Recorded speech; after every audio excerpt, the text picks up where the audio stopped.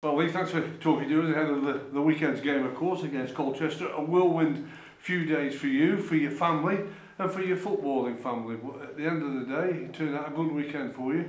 And how did it feel managing, well, your schoolboy club, really, from when you joined? Yeah, it was a real proud day. I just wish it was under different circumstances, I really do.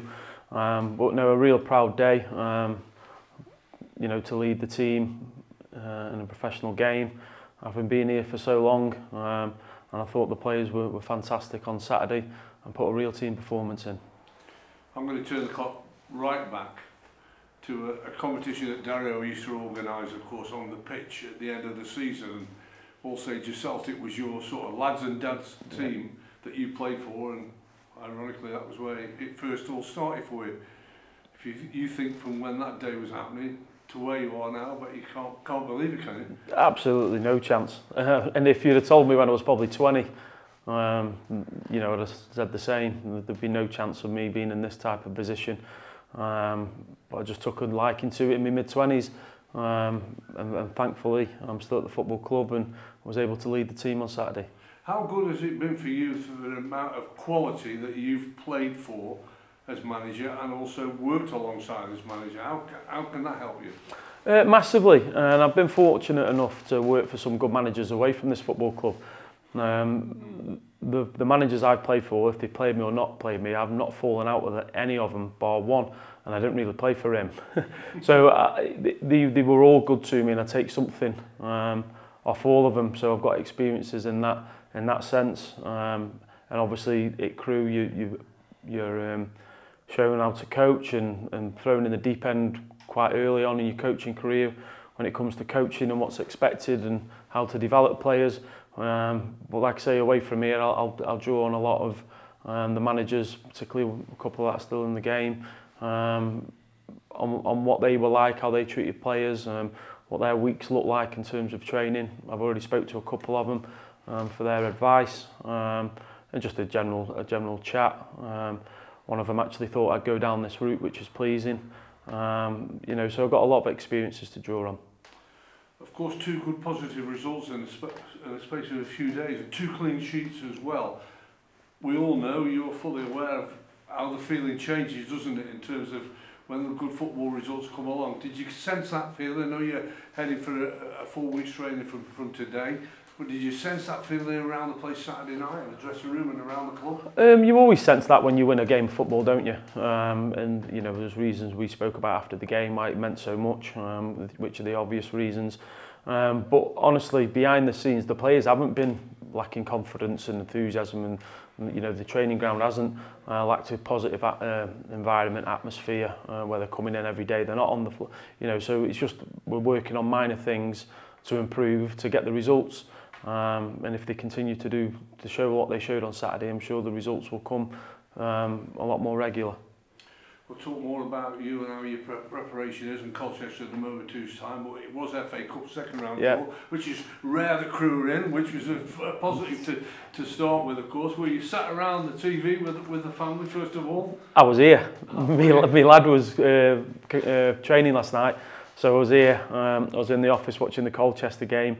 Back, went out and sat with the parents, and got Barnsley away, which will be a tough tie, won't it? Probably one of the toughest we could have got, but we'll go there looking to get in the hat for the 3rd round. Now, you starting that first week at the helm as the main man, the interim manager. You did point out on Saturday night that the players have got to be ready for 1 or 2 things that Lee Bell wants to install in it. What can the players expect from what you're going to build up and how they're going to get the training sessions? Yeah, it's more of what I can add. So the good stuff that's been done. There'll be certain demands on the players that I expect in terms of training. That'll be probably the main one. The boys are all pulling in the right direction, but I really want to just take that up a notch in terms of how they're preparing for their training sessions, what I expect the training sessions to look like, and what the players should expect from each other more than anything. A standard, not allowing the standard to drop around the building and training, which it hasn't, and it's about us as a group driving that on. And there'll be other things, Graham. I won't go into great detail. There will be other things. Our prepare for games will be different. So there will be little tweaks here there, but it's to definitely build on what positive stuff's already been done.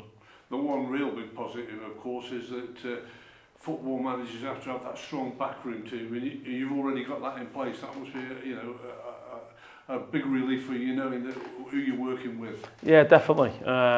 We've got specialists in roles, haven't we?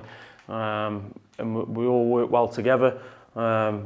We don't sit there just nodding our head and agreeing with each other. There's fierce debate that goes on in terms of team selection, what training we should be doing. So it's important that we all use each other to help develop the group and help push us forward and up the league. Colchester, ironically, talk about memories. I don't know if you can remember 20 odd years ago, but Colchester United was a 2-0 win for Crewe Alexandra. Robble scored one, and a certain Lee Bell came on and scored the second. Your first professional goal, ironically, Colchester are your opponents come Saturday afternoon. Yeah, when you put it like that, yeah, there's something in that, isn't there? A bit of fate or whatever, what people might believe in. Was that 20 years ago? Yeah. God, that's a long time ago. No, and that's just how it's fallen, hasn't it? It's in the stars, that's whatever it may be. It doesn't matter who it is. We're at home, we're at our house, our home, and we want to put on a performance and get the 3 points. Yeah, it's the focus firmly now, isn't it, on Colchester. They're having a tricky time, but it's one of those games that you've got to implement your own positive stand on it and go for the 3 points and get back winning ways in the league. Yeah, and the players don't want to be looking at the league table and seeing where Colchester are. They've got good players.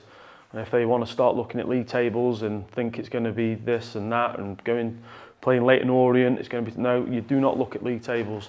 We concentrate fully on what we're going to do, how we're going to stop, how we're going to score. And that's the mindset the players need to take into every game. Not looking at where people are in the league. Look where we are, but don't look at other teams. And we'll set you up, we'll prepare you right. And you've got to have that mindset that we're going to go to win every football match and compete in every game. Can we talk about a couple of individual players? First of all, Billy Sass-Davis has been out in the cold. I know he's had a few meetings with the management team about where he stands, but he's come back in the team. 2 clean sheets for him. He's been excellent, hasn't he, the last 2 games? He's been excellent in terms of his attitude. Yes, there has been conversations like there would be. He wants to play football, which is fully understandable. But he's been excellent with his attitude, with his training. There hasn't been a day where you look at him and think he's not training properly. And then because of that application, he's turned in 2 good performances. He's got to continue to do that. A lot of it is down to what players have done in front of him for him not to get in the team. He's got to now do the same. He's got to churn out performances to stay in the team. And just on what the fans are all wanting to know, Courtney Baker-Richardson didn't make the squad and Chris Long didn't make the squad. Where are you with them?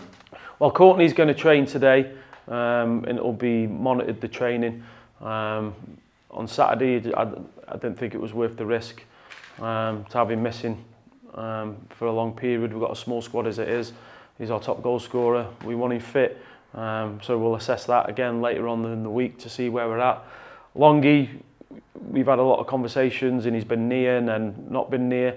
Spoke to the physios this morning and we'll come up with a plan for Longy to get him fit. He'll probably do a mini pre-season to get him right up to speed, because what we don't want is having Longy playing for 20 minutes and getting injured and then we don't see him again for a few weeks. We may as well sacrifice another week knowing that we're going to get him for a longer period. One shining light at the weekend was after an horrendous time when he got injured at Grimsby in August. Charlie Colker's back on the pitch. Yeah, it was great to see him. He's a great character around the building. He's a lovely footballer. We've just got to get the minutes in him. He'll play for the under-21s, so we'll watch that later this afternoon.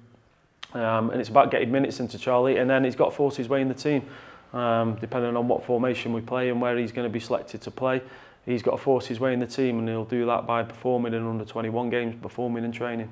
And just one final point for you as the interim manager. Have you had any conversations with the chairman and his directors of where you're going and what's the plan forward?